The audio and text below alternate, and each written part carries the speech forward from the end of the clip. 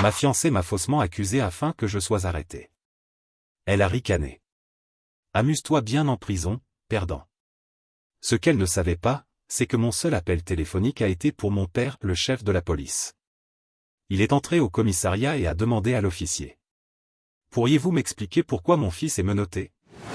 Je suis pompier. Ma vie consiste à courir dans des immeubles en flammes pendant que tout le monde s'en échappe. C'est un métier basé sur la confiance, la discipline et le sang-froid quand le monde semble exploser autour de soi.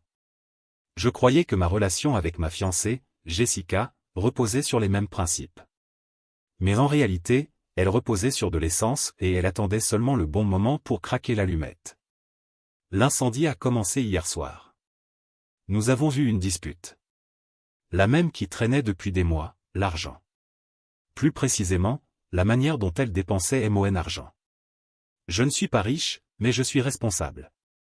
J'ai ma propre maison, je paie mes factures à temps et j'économise pour l'avenir. Jessica, en revanche, voit une carte de crédit comme une baguette magique qui produit des sacs de luxe et des journées au spa. La dispute a dégénéré. Elle voulait que je sois garant d'un financement pour une voiture de luxe qu'elle ne pouvait pas se permettre. J'ai refusé. Mon refus était calme, logique et définitif. Mais cette fois, quelque chose a basculé en elle. Sa frustration s'est transformée en une fureur froide, presque reptilienne.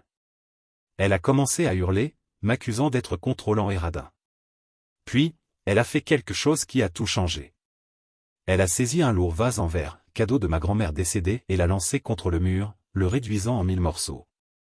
Ensuite, elle m'a fixé avec un sourire étrange, triomphant, et s'est griffé elle-même le bras avec ses longs ongles, laissant une fine entaille sanglante. « Sors de ma maison » a-t-elle crié, avec une voix soudain théâtrale, pleine d'une fausse terreur. « Ta maison » ai-je répondu, d'une voix basse et dangereuse.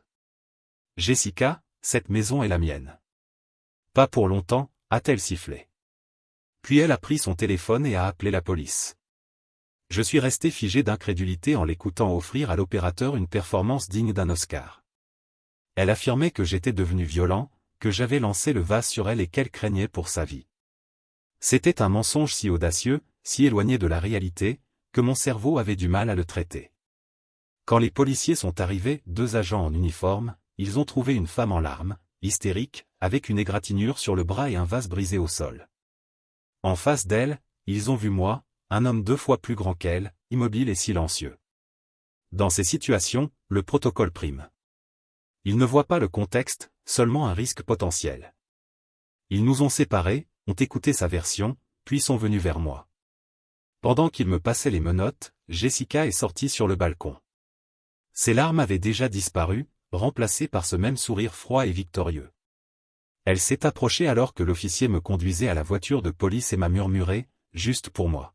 « Amuse-toi bien en prison, perdant. » Je n'ai pas répondu.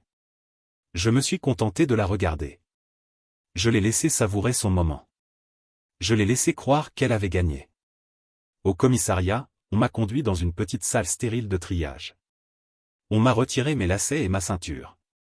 On m'allumait droit. Puis on m'a dit que j'avais droit à un appel. Tout le plan de Jessica reposait sur une hypothèse simple et arrogante, que j'étais seul. Que je n'étais qu'un pompier ordinaire, sans pouvoir, sans ressources et sans personne vers qui me tourner. Elle savait que j'avais un père policier. Elle l'avait rencontré quelques fois. Mais elle pensait qu'il n'était qu'un simple vétéran, peut-être un sergent proche de la retraite. Elle n'avait aucune idée de qui il était réellement. Mon père et moi avons une relation compliquée. Il s'appelle Robert Williams.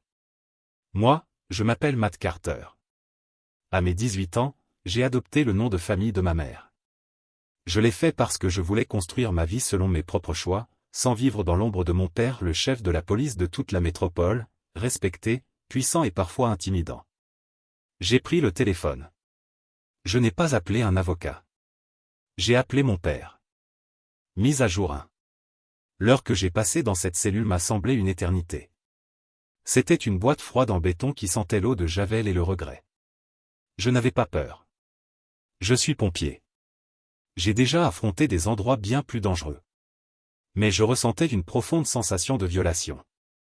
Jessica n'avait pas seulement menti, elle avait utilisé le système auquel mon père avait consacré sa vie comme une arme contre moi.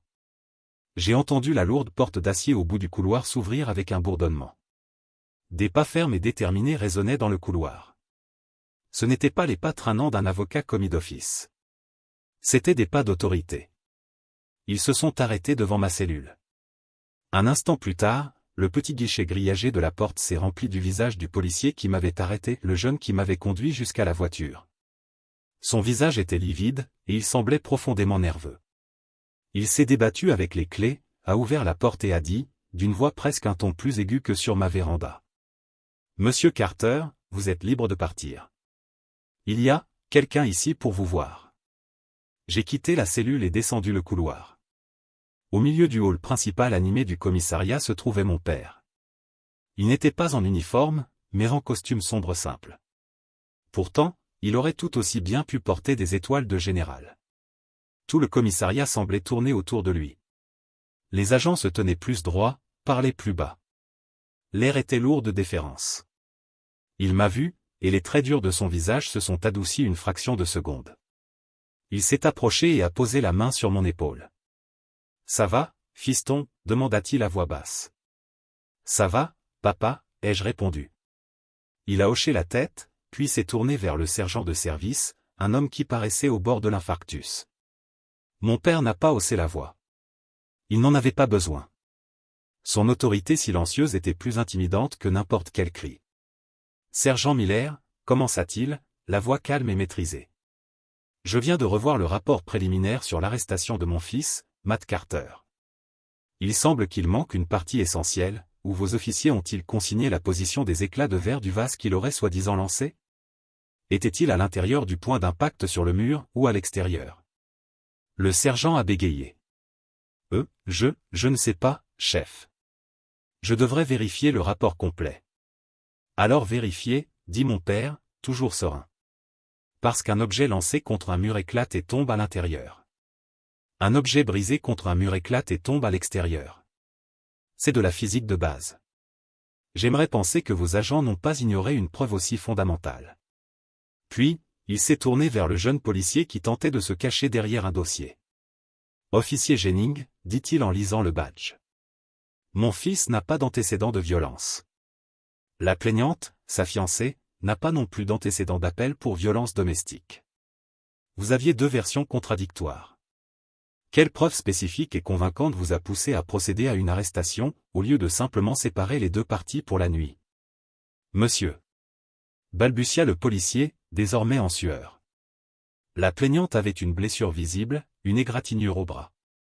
Le protocole dit que vous devez user de votre discernement, l'interrompit mon père, la voix toujours calme mais désormais tranchante comme la glace.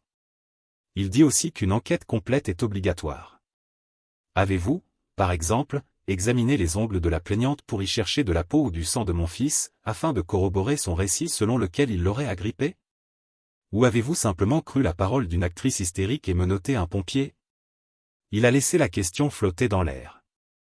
Il ne criait pas. Il enseignait. Et c'était effrayant à voir.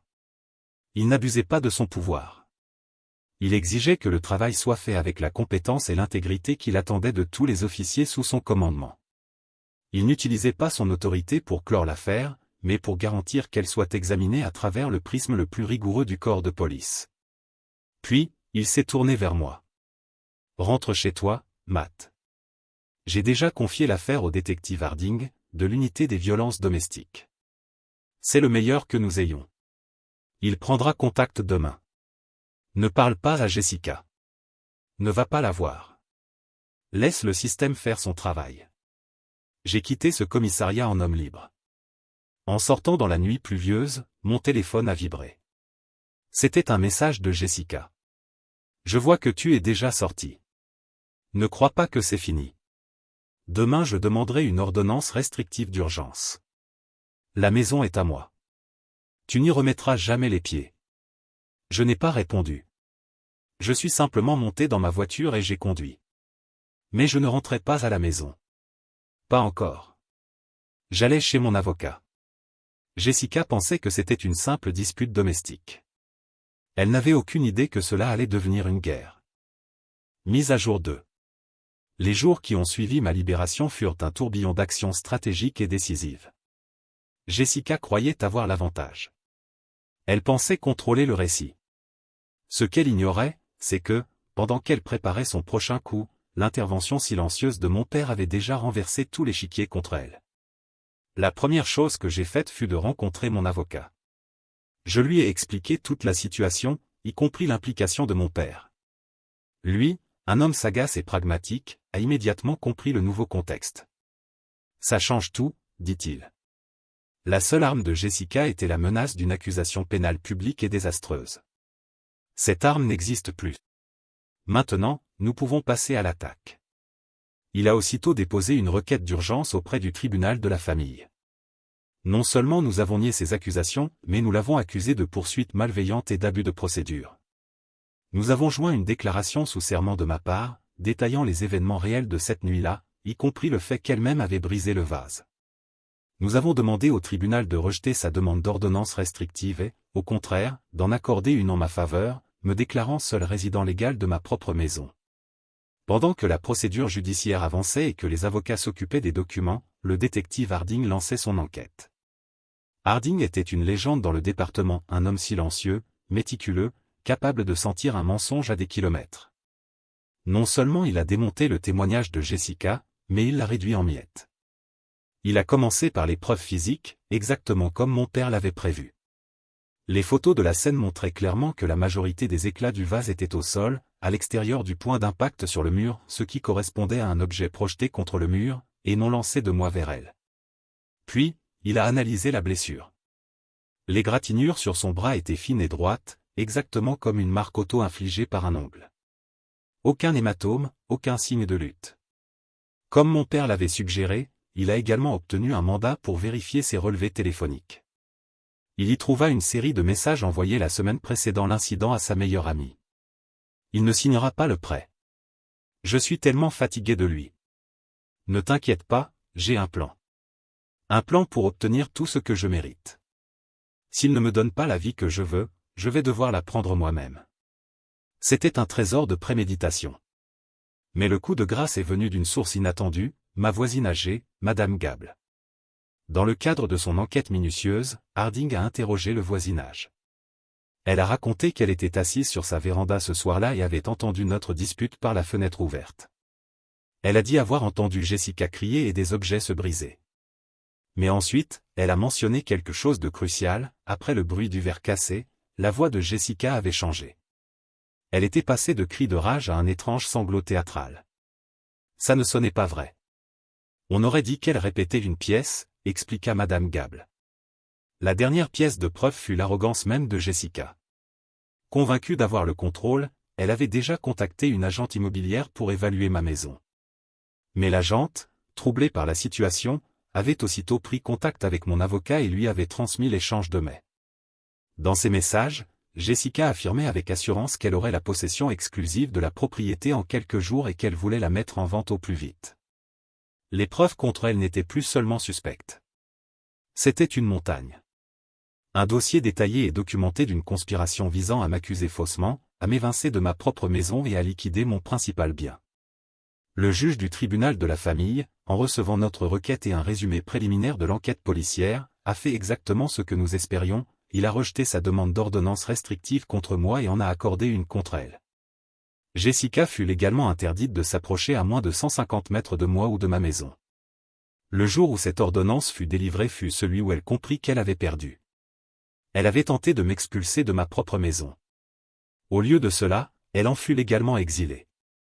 Son plan n'avait pas seulement échoué. Il s'était retourné contre elle avec une précision dévastatrice.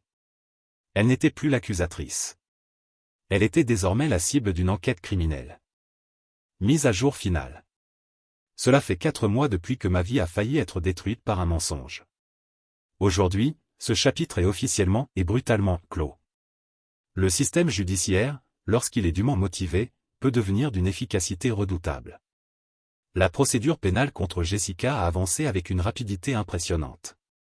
Le ministère public, armé de l'enquête méticuleuse du détective Harding, l'a inculpé de plusieurs crimes, dénonciation mensongère à la police, parjure pour ses mensonges dans sa déclaration sous serment pour l'ordonnance restrictive, et même tentative de fraude à l'assurance, puisqu'elle avait également déposé une demande d'indemnisation pour les supposés dégâts à la maison. Face aux preuves accablantes, l'analyse de la scène, les messages textes, le témoignage de Madame Gable et les emails à l'agente immobilière, son avocat savait qu'elle n'avait aucune chance au procès. Il lui a conseillé d'accepter un accord judiciaire. Elle a plaidé coupable à l'accusation de dénonciation mensongère. Les autres chefs ont été abandonnés en échange de cet aveu. Jessica a échappé à la prison, mais pas aux conséquences, elle a été condamnée à 2 ans de probation, au paiement d'une amende importante et à une thérapie psychologique obligatoire. Le plus important, elle a désormais un casier judiciaire permanent. Sa tentative de me faire passer pour un abuseur s'est terminée avec elle étiquetée comme criminelle. Les procédures civiles ont été encore plus satisfaisantes. Nos fiançailles, évidemment, ont pris fin. J'ai gardé la bague après tout, c'était un cadeau conditionnel, et la condition du mariage a été rompue par ces actes malveillants. Je l'ai vendue et j'ai utilisé l'argent pour payer mes frais d'avocat. Mais mon avocat ne s'est pas arrêté là. Nous avons intenté une action civile contre elle pour poursuite malveillante, diffamation et dommages émotionnels. Nous l'avons poursuivie jusqu'à pour la valeur du vase qu'elle avait détruit. Nous l'avons poursuivie pour tout. Son avocat a tenté de résister, mais c'était inutile. Son aveu de culpabilité au pénal rendait sa responsabilité civile indéniable. Nous avons conclu un règlement amiable. Jessica a dû céder une part importante de ses économies comme indemnisation. L'accord incluait également une clause de confidentialité à vie, juridiquement contraignante. Elle est interdite de parler ou d'écrire quoi que ce soit à mon sujet, en public ou en privé, pour le reste de sa vie. En cas de violation, les sanctions financières sont catastrophiques. Je l'ai effacée légalement de mon passé, de mon présent et de mon avenir.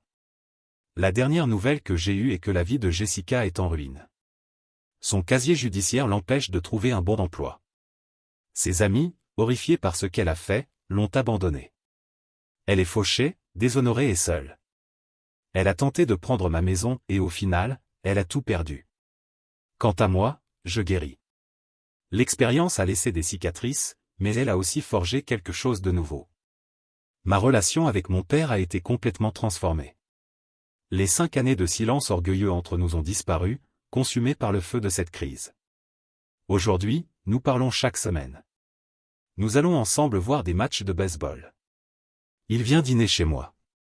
Il est redevenu mon père. Le plan de Jessica reposait sur la croyance que j'étais faible et seul. Elle s'est trompée sur les 2 points. Ma nature silencieuse n'est pas de la faiblesse, c'est la discipline de celui qui sait quand agir et quand attendre. Et je n'ai jamais été seul. J'avais ma famille. Un atout caché qu'elle n'aurait jamais imaginé. Elle s'est moquée de moi en me disant de bien m'amuser en prison. Mais c'est moi qui suis libre. Libre d'elle. Libre des mensonges. Libre de construire une nouvelle vie sur les fondations de la vérité. Et c'est elle qui vit désormais dans une prison qu'elle a elle-même créée. Si cette histoire t'a captivé, clique sur le bouton « Hyper » et donne du hype à la vidéo. Comme ça, tu aides la chaîne à toucher encore plus de monde. Commentaire Monsieur Reddit. Eh bien. Jessica voulait que son fiancé finisse derrière les barreaux. Résultat? C'est elle qui s'est offert un abonnement illimité à la prison, version sociale, financière et judiciaire. Bravo, madame, mission accomplie, vous avez détruit une vie, la vôtre.